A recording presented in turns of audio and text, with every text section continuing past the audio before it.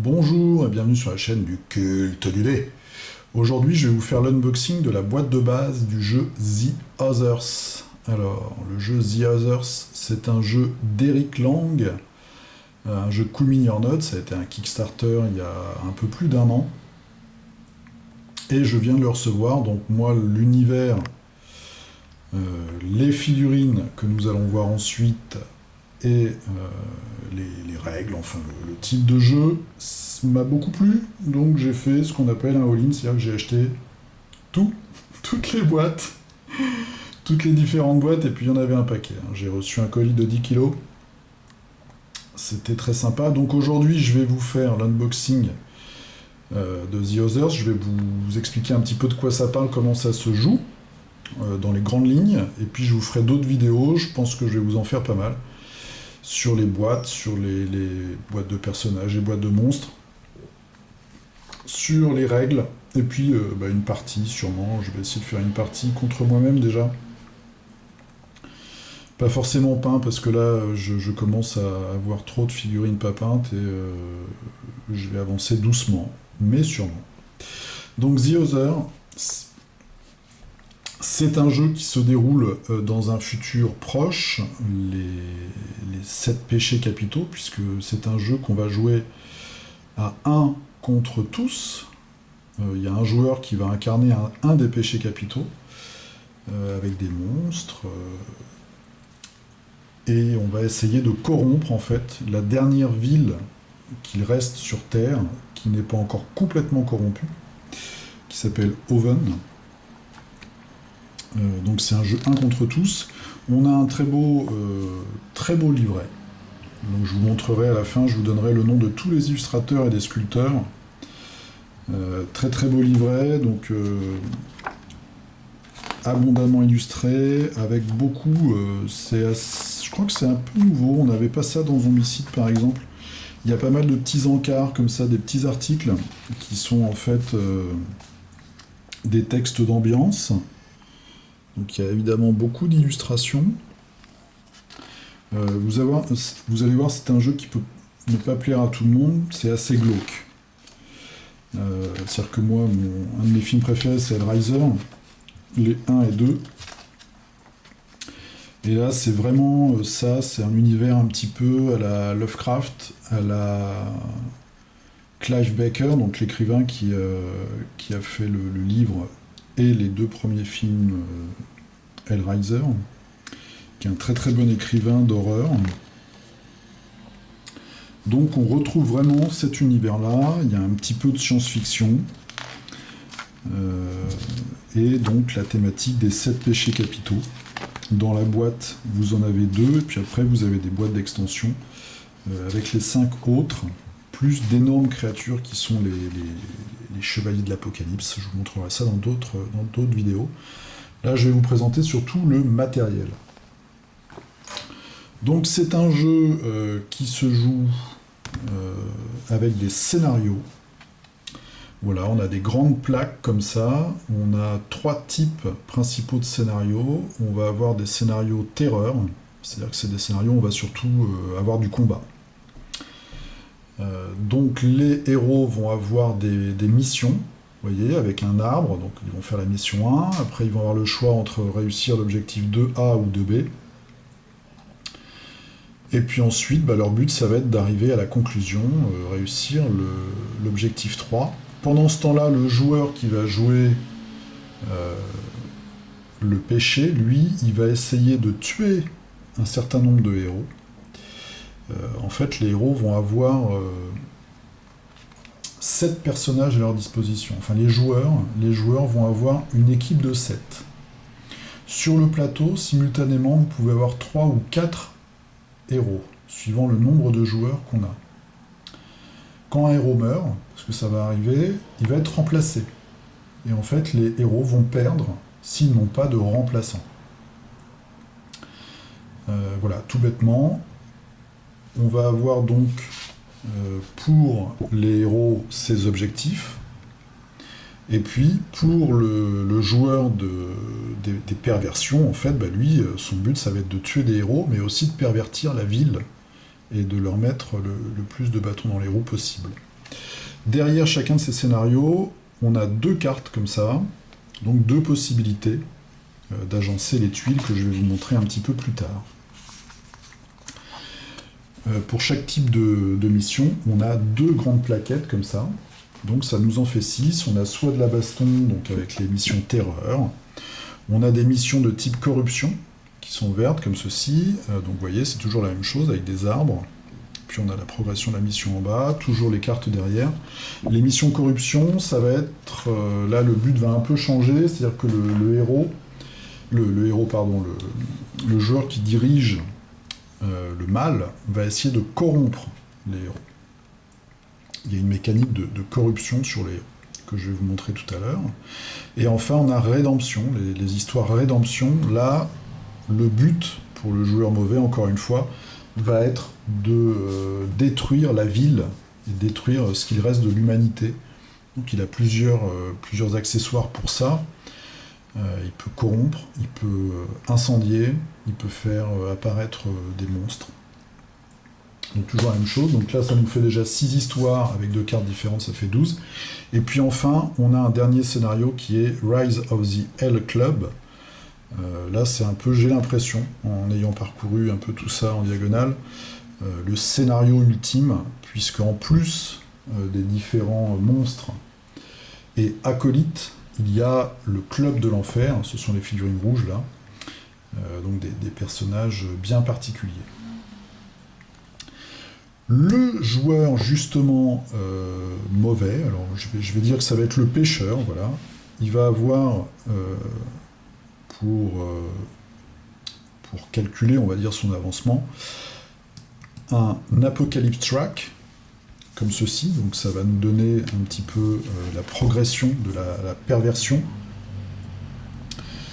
dans la ville. Vous voyez, donc à chaque fois, il va avancer, il va avoir des bonus, il va révéler des différentes cartes qui vont lui donner des avantages. Il va aussi choisir donc des monstres, une famille de monstres par rapport à un péché capital. Donc là on a Pride, et là on a Sloth, donc dans la boîte de base. Je vais vous montrer les figurines juste après, qui ont évidemment des caractéristiques de combat un petit peu différentes, et puis qui ont une capacité spéciale. Donc là par exemple, les héros qui combattent tout seuls, on va ignorer un point de leur défense. Ensuite, il va avoir aussi à sa disposition un groupe d'acolytes. Donc dans la boîte, on a soit les SDF, soit le personnel médical, soit le clergé. Et tout ça, ça va représenter les forces du mal. Pour chaque péché, on va avoir aussi un petit deck comme ça de cartes qu'on va tirer à certains moments et qui vont donner des avantages aux créatures. Et pour chaque type de mission, on va avoir un deck ici de cartes Apocalypse. Donc là on retrouve ça, par exemple, ça va être pour les missions de terreur. Quand ce fameux Apocalypse Track va avancer, eh bien à certains moments, une fois sur deux en fait, on va retourner des cartes terreur.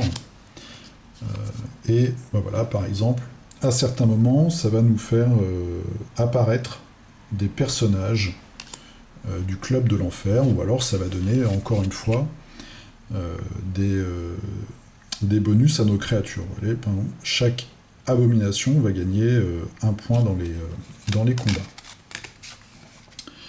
Petit bonus pour les missions de corruption, qui sont ces missions où on va essayer de corrompre les héros. Donc on a son deck, et puis on a aussi des cartes comme ça, Dark Past. Quand le héros est complètement corrompu, eh bien il va tirer une carte. Alors c'est des cartes, j'ai regardé, qui sont très punitives. Donc celle-là, ça va, on se prend une blessure, mais il y a des cartes où par exemple le joueur, enfin le personnage, il ne faut pas que je dise n'importe quoi, le personnage va se suicider, ou alors il va passer à l'ennemi, ou alors il va se mutiler et tirer dans le tas, par exemple. En face, nous avons les héros.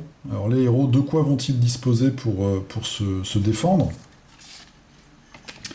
Les héros vont avoir comme ça une plaque à chaque fois de personnage, donc avec le portrait du personnage, ses caractéristiques, et puis une habilité. On voit ici, on a également un chemin de corruption. Donc à chaque fois qu'on va être corrompu, eh bien on va monter comme ça. Ça va nous donner des avantages.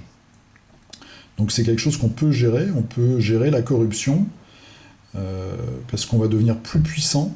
Mais attention, il ne faut surtout pas aller jusqu'au bout. Bon, et après, en simultané, on peut aussi se prendre des blessures. Je ne vais pas vous dire de bêtises, j'ai cru comprendre, en regardant vite fait, que par exemple, admettons que mon personnage est corrompu jusqu'à la case 5, donc il va avoir tous ses avantages, et s'il se prend une blessure, il peut décider de l'endroit où il va mettre son jeton de blessure. Donc on peut décider en fait du bonus qu'on se retire. Je pense, à ma première lecture, que ça marche comme ça. Donc on a plusieurs personnages, évidemment, parmi les 7, dont celui-ci qui a un petit cache comme ça, puisqu'il peut se transformer en loup-garou. Les héros, ils vont disposer aussi de cartes qu'ils vont pouvoir acquérir sur la map, de cartes d'upgrade, donc on a un deck comme ça. On va avoir des armes, des armures, même des capacités spéciales, des dons, des choses un peu en plus. Maintenant, je vais vous montrer le matériel au niveau tuiles et jetons. Donc on a plein de jetons. Ça, c'est des jetons d'activation. Et puis des jetons mystères, en fait, où derrière, on va avoir de la corruption, des pentacles ou des feux, puisque le héros... Alors, je dis toujours héros, c'est fou, ça. Le grand méchant, l'Overlord, comme on dit parfois, il va essayer de mettre le feu à la ville. Moi j'aime beaucoup ces jetons, j'aime bien leur look un peu comme ça, un peu détruit, ça fait un peu graffiti sur des vieux murs, puisque la ville elle est quand même à bout de souffle. Donc on a un tas de jetons comme ça, on voit qu'on a des jetons assez particuliers. On peut avoir avec soi un officier de police, on peut avoir une frappe orbitale. Donc il y a des petites choses comme ça un peu en plus que les héros peuvent déclencher pour se protéger. On va avoir des civils, puisqu'il y a des missions où il va falloir sauver des civils. Et puis il y a aussi soit les sauver, soit d'ailleurs les corrompre ou les tuer.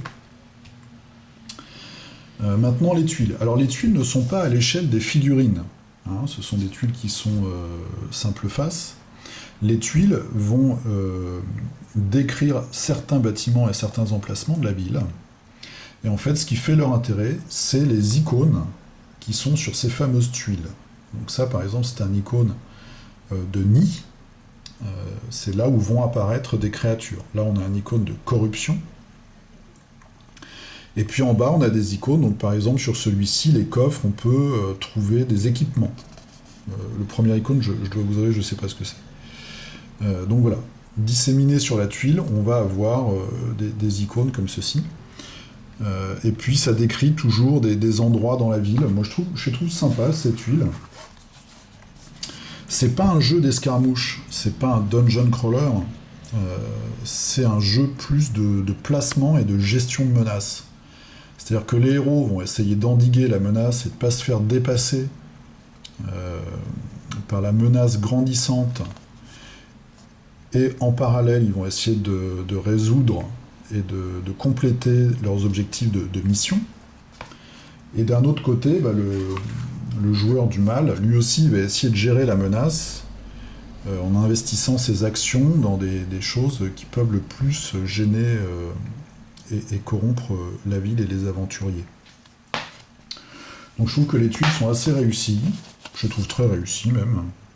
Moi je suis très content de l'esthétique de ce jeu qui me plaît bien. Donc voilà, on a un hôpital, ça c'est quoi? C'est un hôtel, il y a un bar. On voit, il y a un bar, des petits personnages à chaque fois, il y en a qui sont un peu plus rigolos que d'autres. C'est quoi ça? Occultiste, une librairie occulte. Voilà, donc on a un gars avec une cape, des gaz possiblement toxiques. Enfin, il y a plein de petits détails comme ça.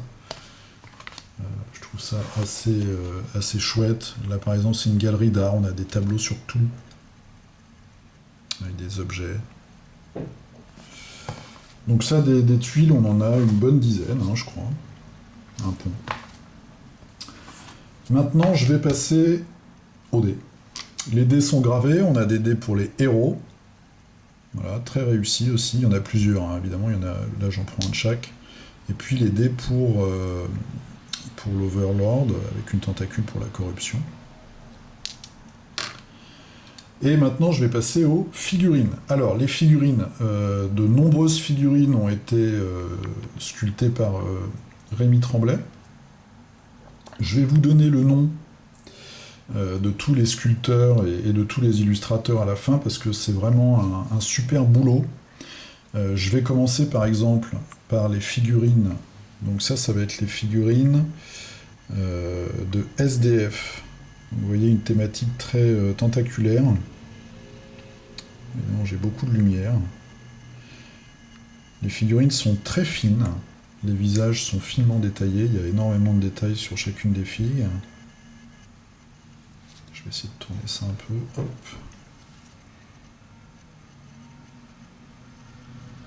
Voilà, vous voyez, c'est quand même... Enfin, elles sont vraiment super. Elles sont très réussies. La sculpture et le moulage, une petite sirène, parce que sinon on ne serait pas sur la chaîne du culte du dé. Une infirmière, voilà, avec beaucoup de tentacules. Donc comme je vous dis, comme j'ai dit tout à l'heure, c'est un jeu qui ne va pas plaire à tout le monde par son esthétisme. Il a un esthétisme assez dérangeant. Là on voit c'est une bonne sœur, donc évidemment un jeu avec une bonne sœur corrompue. Ça va pas passer chez tout le monde. Là on a un curé, voilà, avec un visage déformé, un petit peu comme dans le film, je crois le chasseur de vampires Black, la Blade. Il y en a un où les vampires ont comme ça la gueule qui s'ouvre. Un petit enfant de cœur tout mignon. Bon, il a des pattes bizarres dans le dos. Voilà, j'espère qu'on voit bien. Alors vous voyez la sculpture, le rendu en plastique est impeccable. Hein. Impeccable. Il y a des petits endroits qui sont un peu tordus parfois, suivant les filles. Bon, bah, un coup d'eau chaude, un coup d'eau froide et ça va repartir. Qu'est-ce que je vous ai dit au début? Que c'était les SDF? Non, c'était les docteurs, les premiers que je vous ai montrés. Ensuite le clergé. Les SDF, les voilà. Alors, je vais essayer de faire le point et de vous montrer ça. Vous voyez. Donc ça, on en a deux de chaque. En plus, les sculptures sont variées. Les SDF, par exemple, il y en a 6. Il y a 3 modèles différents. Voilà, une vieille dame avec un gros ballot.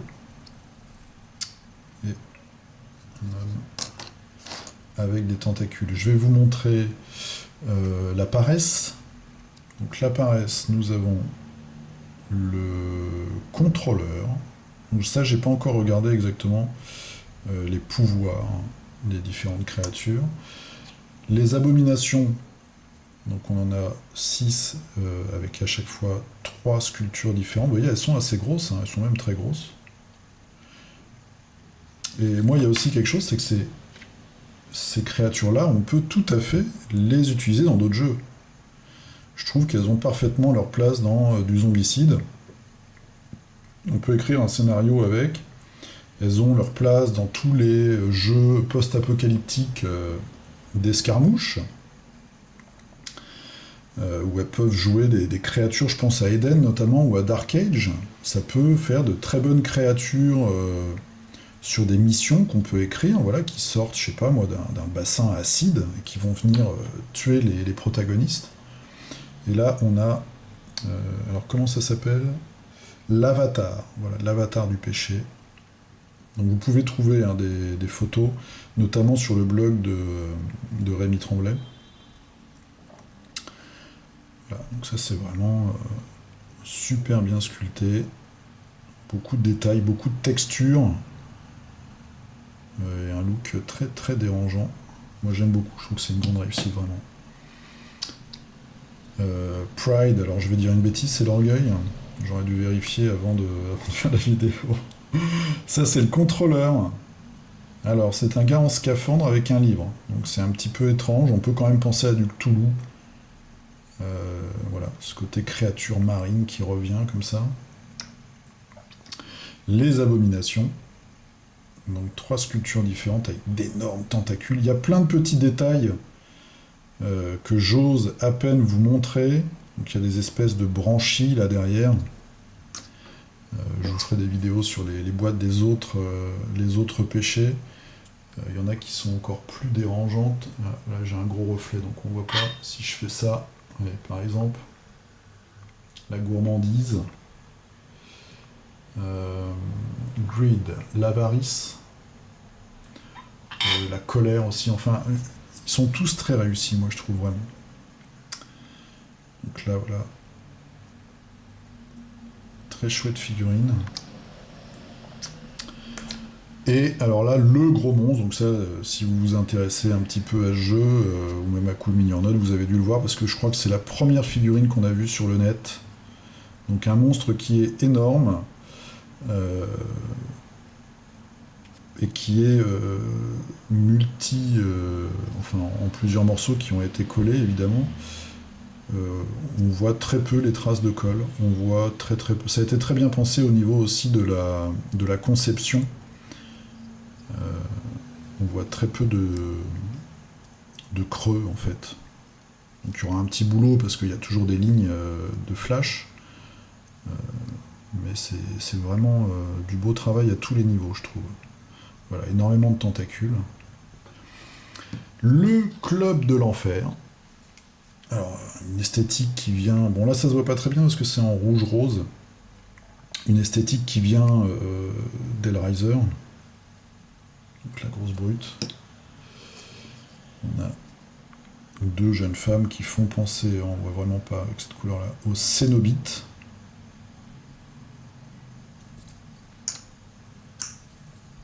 Donc elle, par exemple, il faut la redresser un petit peu, mais il n'y a vraiment rien de grave.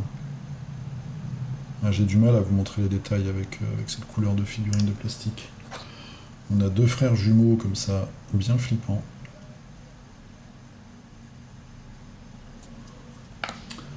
Et un monstre qui ressemble à Pinhead, sans les pointes. Les héros, je vais vous montrer les héros, et puis après, je vais vous donner les noms de tout le monde. Donc les héros, on a un gars avec des flingues, comme ça.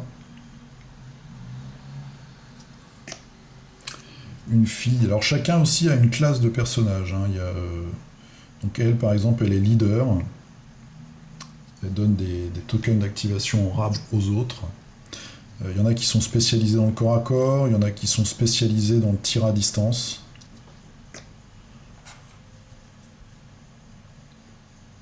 Elle, c'est une femme vampire. On voit pas très bien là avec la lumière. Enfin, vous regardez sur le net, vous regardez sur la page du Kickstarter, vous verrez ça très en détail. Celle-là, elle est très marrante, je trouve. C'est un peu une pin-up années 50-60, avec des espèces de lassos tentacules, de fouets tentacules qui lui sortent des coudes. Un démon. Avec une chaîne comme ça. Et puis le loup-garou. Le loup-garou avec son épée. Donc vous voyez la finesse, je trouve que les figurines sont encore mieux que pour Blood Rage. C'est comme si le plastique avait été mieux choisi. Enfin, c'est une amélioration de toute façon. Hein. Voilà, donc vraiment très très chouette. Beaucoup d'illustrations, les héros, on peut les voir sur la couverture de la boîte. Et puis après, on a des boîtes supplémentaires avec d'autres équipes.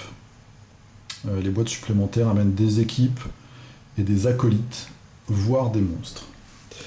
Voilà, donc ça c'était la présentation, surtout du matériel et un petit peu du mécanisme. Alors je suis pas rentré dans les règles, mais je vous ai expliqué que c'est pas un dungeon crawler et c'est pas un jeu d'affrontement bête et méchant. C'est un jeu stratégique de gestion de ressources et de menaces.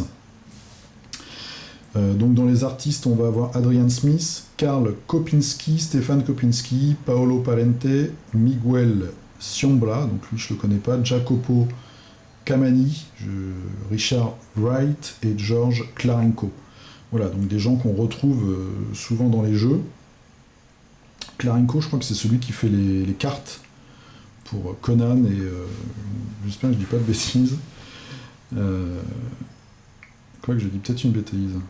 Je sais pas. Celui qui a fait les tuiles, justement, c'est Nicolas Fructus.